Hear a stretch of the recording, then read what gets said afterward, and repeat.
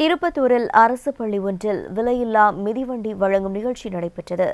இதில் சைக்கிள்களை வழங்குவதற்கு முன்பாக சீட்டு குலுக்கி போட்டு தேர்ந்தெடுக்க வைத்துள்ளார் தலைமை ஆசிரியர். குலுக்கல் முறையில் சைக்கிளா? இதுகுறித்தான முழு தகவல்கள் இதோ.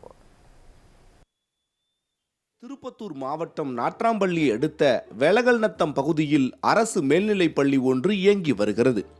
சுமார் 500க்கும் மேற்பட்ட மாணவ மாணவியர் படித்து வரும் இந்த பள்ளியில் 2023-24 ஆண்டுக்கான விலையில்லா சைக்கிள் வழங்கும் நிகழ்ச்சி 19ஆம் தேதியன்று நடைபெற்றது. தமிழக அரசின் சார்பில் விலையில்லா சைக்கிள் வழங்கப்பட்டாலும் அந்த சைக்கிள்கள் பெரும்பாலும் பழுதடைந்தும் உதிரி பாகங்கள் தரமற்ற நிலையிலும் காணப்படும்.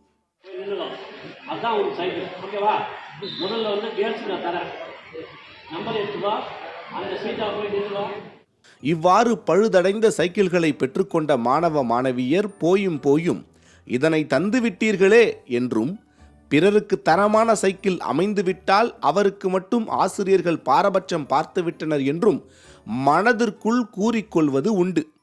எனக்கு இந்த சைக்கிள் கொடுத்தாங்க, அந்த சைக்கிள் கொடுத்தானுவாங்க, அதான் அவங்களே எடுத்துக்கிட்டு ஒரு சைக்கிள் குலுக்கல் முறையிலையா? இவ்வாறான எண்ணங்கள் மாணவர்கள் மத்தியில் மட்டுமல்லாமல் பெற்றோர் மத்தியிலும் எழுந்துள்ளது. இதனை கருத்தில் கொண்ட வேலகல்நத்தம் அரசு பள்ளியின் தலைமை ஆசிரியர் மனோகரன் கொடுத்த புதிய ஐடியா தான் இது.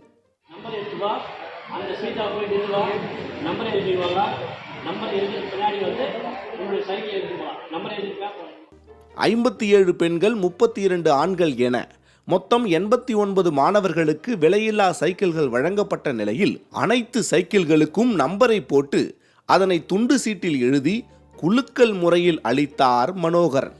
இவ்வாறு கொடுப்பதால் பழுதடைந்த வாகனத்தை தந்துவிட்டதாக இனிமேல் குற்றம் சாட்ட முடியாது என்பது அவரது நோக்கமாக உள்ளது.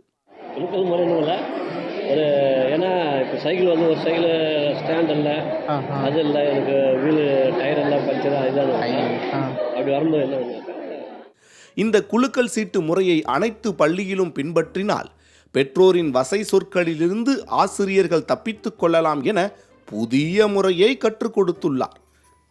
இவ்வாறு குலுக்கல் முறையில் தேர்ந்தெடுப்பதற்கு பதிலாக சைக்கிள்களை தரமாகவே தயாரித்தால் என்ன என்று வினவுகின்றனர் மாணவ மாணவிகளின் பெற்றோர்கள்.